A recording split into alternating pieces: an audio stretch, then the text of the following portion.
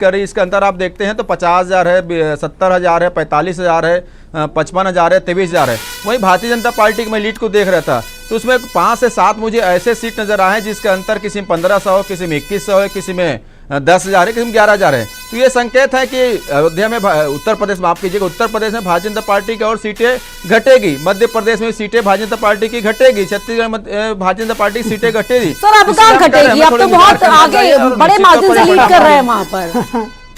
नहीं याद दिलाइए। नहीं आप 5 सीट निकाल लीजिए ना मध्य प्रदेश का 5 सीट आप निकाल लीजिए, 5 सीट मध्य प्रदेश का निकाल लीजिए, छत्तीसगढ़ का निकाल लीजिए। अरे मैं बताएंगे, पढ़ लीजिए ना अजय जी, पढ़ लीजिए ना, अरे ठाकुर साहब सुनिए, हड़बड़ी क्या है? अरे तुझे भारतीय जनता पार्टी की सरकार फिर बनी है तो 3 राज्य अतिरिक्त मिले हैं और उसके साथ ही साथ जो अपेक्षाकृत रिजल्ट था उतने सीट नहीं मिले, मगर भारतीय जनता पार्टी आने वाले समय में सरकार बनाएगी, ये स्पष्ट हो चुका है।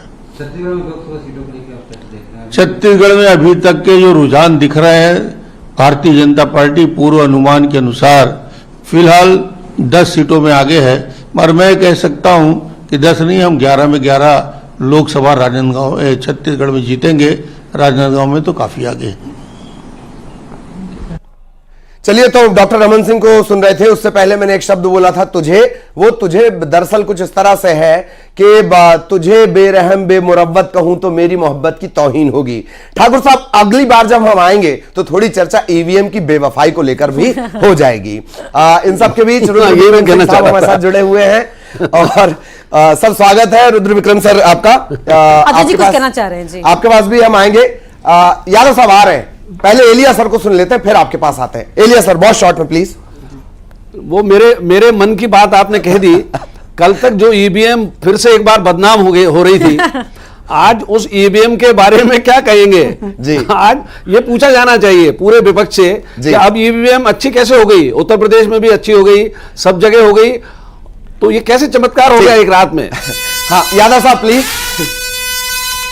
देखिए ललित जी, चुनाव परिणाम तो देखिए अजय यादव जी आएंगे आपके पास। इंदौर से शंकर लालवानी की जीत हो गई है, जीत होनी ही थी यहाँ पर, लेकिन बड़ी बात यहाँ पर यह है कि नोटा कोई बड़ी संख्या में बहुत मार्के की बात, बहुत मार्के की बात कि नोटा ने यहां पर रिकॉर्ड बना लिया है। सवाल यह नहीं है कि शंकर लालवानी कितने से जीते, सवाल यह है कि वो कौन 2 लोग हैं जिन्हें जमहूरियत पर इतना भी यकीन नहीं, जिन्हें बात पर यकीन नहीं है कि आखिर नन ऑफ द अबव, इनमें से जो इतने काबिलों की फहरिस्त है उसमें से एक भी कोई काबिल नहीं। यह भी एक बड़ा सवाल रहेगा और यह उनके लिए ज्यादा बड़ा सवाल है जो ये कहते हैं कि हां हम डबल इंजन वाले हैं। खैर यादव साहब प्लीज।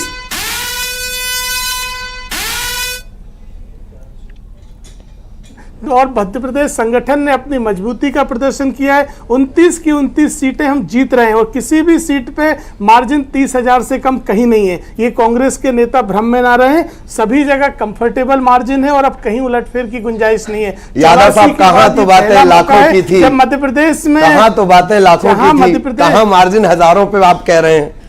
देखिए ललित जी, सभी लाखों में पहुंचेंगे, लेकिन जो गिनती अभी भी बता रहे हैं तो कोई भी ऐसा क्लोज मार्जिन में नहीं है मध्य प्रदेश में जहां उलटफेर की गुंजाइश हो। 5-6 सीटों पे 4 लाख के ऊपर मार्जिन चला गया है इस समय, चाहे वो विदिशा हो, चाहे खजुराहो हो। 4 लाख का मार्जिन बता दीजिए, इंदौर में 4 लाख का मार्जिन बता दीजिए ना।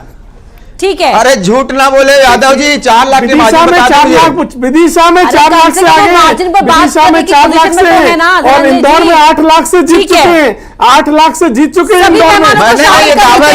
को शामिल कर लेते हैं। रुद्र विक्रम सिंह जी, यूपी से ही आते हैं आप और यूपी में ही बड़ा खेल हो गया है, तस्वीर ऐसी दिखाई दे रही है, क्या कहेंगे आप? साइकिल तो सरपट दौड़ गई, भाजपा लंबे अंतर से जीती। देखिए अभी हालांकि रुझान है और परिणाम आने में बहुत अभी समय है। मुझे लगता है कि 2-4 राउंड के और जब गिनती हो जाएंगी तब ये जो रुझान है परिणामों में हम उस पर बात करेंगे। लेकिन अभी तक के रुझानों में अगर हम बात करें तो मुझे लगता है कि कुछ 2-4 चीजें जो उत्तर प्रदेश में विशेष का जो फैक्टर रही, मैं आपको याद दिलाऊंगा जब अरविंद केजरीवाल जेल से आए तो अरविंद केजरीवाल ने 2 बातें कही।